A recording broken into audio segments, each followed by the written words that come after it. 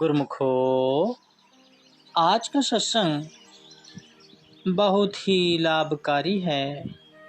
सभी गुरुमुख ध्यान पूर्वक सुने और लाभ उठाएं।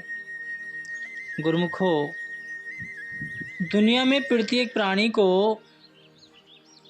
यह ज्ञात नहीं है कि मानुष योनि सब योनियों में विशेष और सर्वश्रेष्ठ। मानव पिछले जन्मों में किए गए कर्मों का भोक्ता है और भविष्य बनाने के लिए वर्तमान में करता है। परमात्मा ने इसे बुद्धि इसलिए प्रदान की ताकि यह अपने आप की पहचान करे। इस कार्य हेतु प्रयत्न पुरुषार्थ और खोज करे। यह तभी संभव है जब उसे वक्त के महापुरुषों की संगति मिल जाती है और वह उनके वचनों को हृदयगम करता है। श्री रामचरितमानस में बताया है कि आज्ञा समने सुसाहिब सेवा, सो प्रसाद जन पावे देवा। कि सहदेव सद्गुरु की आज्ञा को सर्वोपरि जानकर उस पर पूर्णतया मनन करें। यदि आज्ञा हर समय याद रहेगी तो जीवन की सभी आवश्यकताएं पूर्ण होती चली जाएंगी और भक्ति की भी प्राप्ति होगी। जन्म जन्मांतरों से बंधन में पड़ी हुई रूह को मुक्ति मिलेगी। मानव जन्म का उद्देश्य भी पूर्ण हो जाएगा। जिस तरह एक जलते हुए लैंप के ऊपर यदि काले रंग का पर्दा डाल दिया जाए तो उसकी रोशनी नजर नहीं आएगी। अब देखा जाए तो लैंप जल रहा है, उसके अंदर रोशनी भी मौजूद है, मगर बाहर नजर नहीं आती। कारण यह है कि उसके ऊपर काला पर्दा लिपटा हुआ है। तो गुरुमुखो, इसी तरह मनुष्य सुख और आनंद का भंडार है। हर गुण जो ईश्वर में मौजूद है मनुष्य में भी मौजूद है, मगर प्रकट क्यों नहीं होते? क्योंकि इसके मन के ऊपर मोह माया का पर्दा आ गया है। जब जीव सत्पुरुषों के वचनों के अनुसार चलेगा तो मन के ऊपर से मोह माया का पर्दा हट जाएगा और वह मालिक से एकाकार हो जाएगा। जिस लक्ष्य को लेकर संसार में आया था वह पूरा हो जाएगा। परम संत श्री कबीर साहिब जी कहते हैं कि हंसा पे जो काढ़ी ले, क्षीर नीर निर्वार, ऐसे गहे जो सार को, सो जन उतरे पार। कि जिस तरह हंस पक्ष की चोंच में यह गुण होता है कि वह दूध में मिले पानी को अलग कर देती है और वह सार वस्तु दूध को ग्रहण कर लेती है,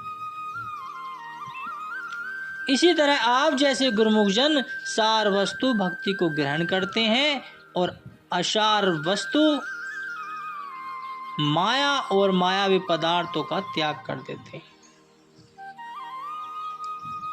यदि इस प्रकार का जीवन बन जाए तो कितना सुख, आनंद और खुशी प्रतीत होती है। जहां मायावी ख्याल आ जाते हैं, जीवन दुख, परेशान व चिंता से भर जाता है, क्योंकि ये मालिक से दूर करते हैं। मालिक का नाम सुमिरन, सेवा, भक्ति की लगन सुरति को एकाग्र करने के लिए साधन है। यदि सुरति एकाग्र हो गई तो सुख ही सुख प्राप्त होगा, उसको दुख छू भी नहीं सकता। मोह माया में भटके हुए जीव को कितनी कठिनाइयों से तो मानुष देह की प्राप्ति होती है, किंतु मन इसे अपनी लपेट में लेकर इसके कीमती समय को नष्ट कर देता है।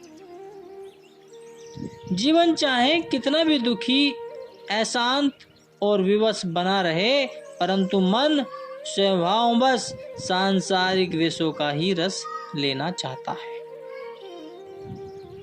सोचो और विचार करो कि जब ऐसी दशा है तो जीवात्मा इस हिंसक मन के चंगुल से कैसे छूट सकता है गुरुमुख। इससे मुक्त होने का कोई न कोई उपाय विधाता ने अवश्य बनाया होगा। पराधीनता तो किसी को अच्छी नहीं लगती।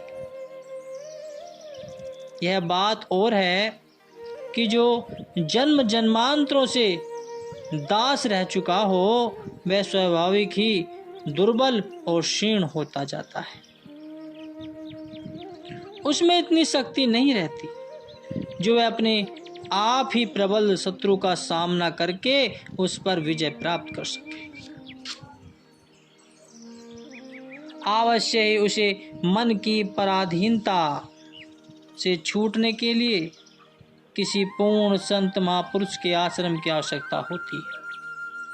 यही कारण है कि जब निर्मल जीव संत सद्गुरु की शरण में आकर उनका आश्रय लेता है और उनके बतलाए हुए गुरु शब्द की कमाई करने लगता है तो मन की शक्तियां स्वयं क्षीण होने लगती।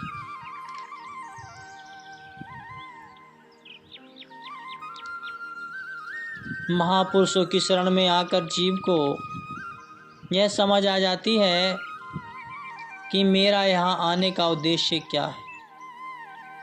यदि इस जन्म में भी जीव मन की चालों के अधीन चलता रहा तो मानुष जन्म का सर्वनाश हो जाएगा।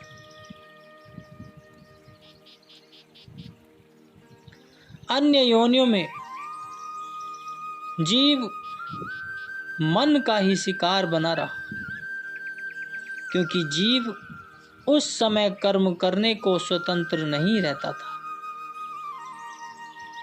किंतु मानुष देह में आकर जीव को सब अधिकार प्राप्त है। यह चाहे तो इसी जन्म में स्वयं को मन के पंजे से मुक्त कर सकता है। अन्यथा ऐसा कोई संयोग नहीं कि जीव मन की पकड़ से मुक्त हो सके। आम संसारी जीव मन की दास्ता में ही अपना समय गुजार रहे हैं तो सत्पुरुष चेतावनी देते हैं कि हे जीव, तू अपने आप को जो समझ रहा है तो वह है ही नहीं। तू वस्तुतः कुछ और है, परंतु इस तथ्य का पता कब चलता है? जब इसे अपने स्वतंत्र का बोध होता है और अपनी अंतर आत्मा का बोध ज्ञान होता है। तब यह समझता है कि यह मानुष जन्म का यह जीवन साधारण जीवों की भांति दुख पाने को नहीं मिला है। यह अति दुर्लभ अवसर है जिसका पूरा सदुपयोग करना अति अनिवार्य है। आध्यात्मिक ध्येय की सिद्धि के लिए शौर्य और धीरता का होना अनिवार्य है। सांसारिक उद्देश्य की सिद्धि के लिए मनुष्य दिन रात कितना संघर्ष करता है, तब क्या परमार्थ और भक्ति के अभिलाषी जीवों को परमार्थ एवं भक्ति जैसी अमूल्य निधि के लिए पुरुषार्थ नहीं करना चाहिए। कहते हैं कि नर संसारी लगन में दुख सुख कहे कगोर, नारायण हरि प्रीति में जो होवे शुद्ध हो। महापुरुष कहते हैं कि सांसारिक पदार्थों की धुन में जो मनुष्य अनेक प्रकार के कष्ट क्लेश सहन करता है तो विशुद्ध भक्ति को प्राप्त करने के लिए मार्ग में जो दुख आएंगे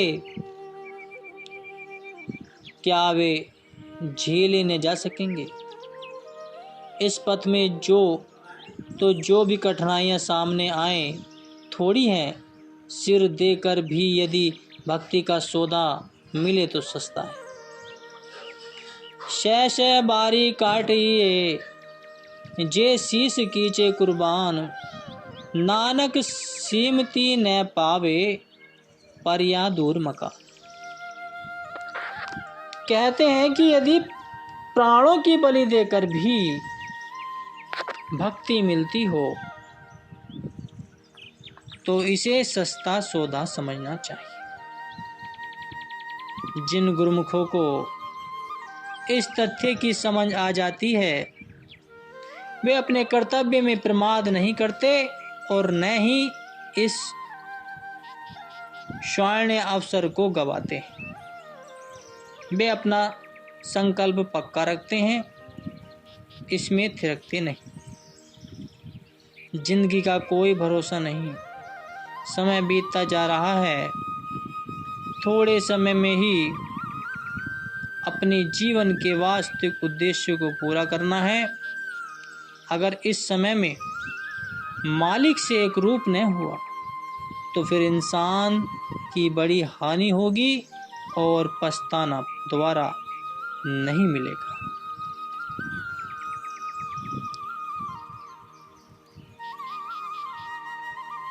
इसलिए इंसान की इस बड़ी हानि होने के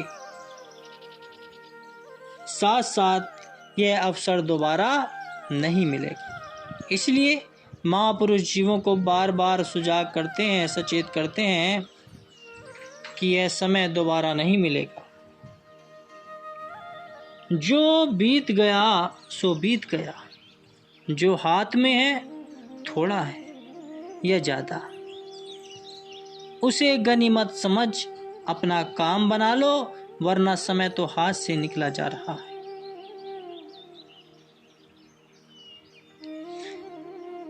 महापुरुषों ने भक्ति के सरल नियम बता दिए हैं ताकि हर एक का ख्याल इनकी तरफ लगा रहे, सुरती मालिक के चरणों में जुड़ी रहे। इसी से मालिक की प्राप्ति होगी। भाग्यशाली जीव इन नियमों पर चलकर सच्चे सुख को प्राप्त करते हैं और अपने जीवन को सफल कर लेते हैं। गुरुमुखों, मनुष्य को संसार में रहकर जीना है।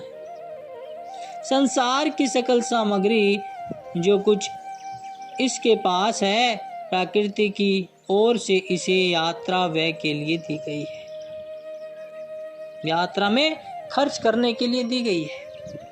ईश्वरीय नियम का पालन करते हुए इसे प्रयोग में लाना है, किंतु इसमें मन अटकाना कदापि उचित नहीं है।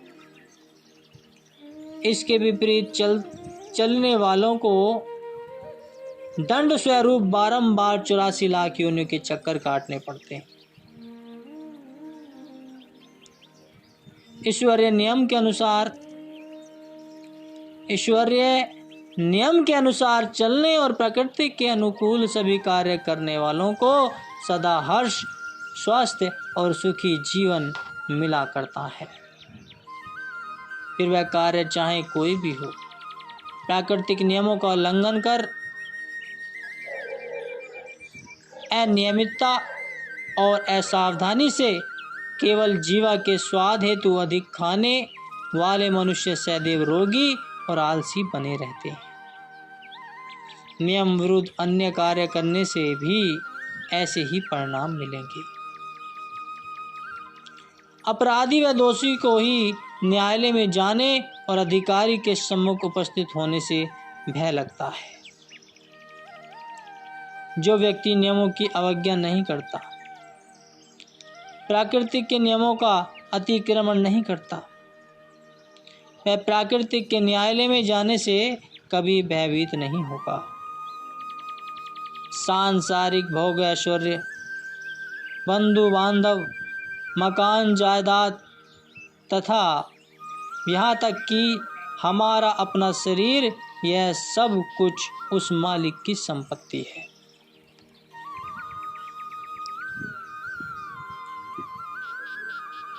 यह सब कुछ उसने हमें धरोहर के रूप में प्रदान किया है।